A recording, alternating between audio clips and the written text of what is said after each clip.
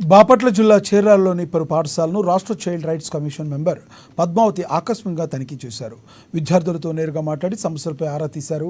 Chirala Perala municipal హైస్కూల్లో students రికార్డ్స్తో పాటు స్టోర్ రూమ్స్ను పరిశీలించి అసహనం వ్యక్తం చేశారు. విద్యార్థుల ఆబ్సెంట్స్, డ్రై ఫ్రూట్స్పై పాఠశాల హెచ్ఎంలో నిర్లక్ష్యంగా ఉన్నట్లు వెల్లడించారు. ప్రధానంగా స్టోర్ రూమ్లో బియ్యం నిల్వకు సంబంధించి హెచ్చుతగ్గులున్నాయని, ఈ రెండు అంశాలపై ఇరువురు పాఠశాల హెచ్ఎంలకు నోటీసులు జారీ చేయమని విద్యాశాఖ ఆదేశాలు జారీ చేసినట్లు కమిషన్ మెంబర్ పద్మావతి వెల్లడించారు.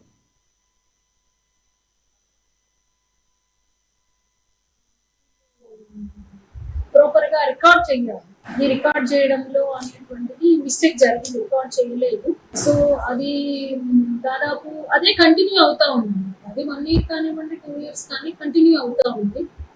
ఇప్పుడు కూడా వాళ్ళని పిలవడం జరిగింది. హెచ్ఎం స్కూల్కి సంబంధించి కన్సర్న్ హెచ్ఎంస్ కూడా వాళ్ళ నుంచి కూడా మేము ఏం జరిగింది ఏంటి అనేటువంటిది కూడా మొత్తం కూడా కానీ రికార్డెడ్గా నోట్ చేయడం అనేటువంటి జరగలేదు. కాబట్టి అదొక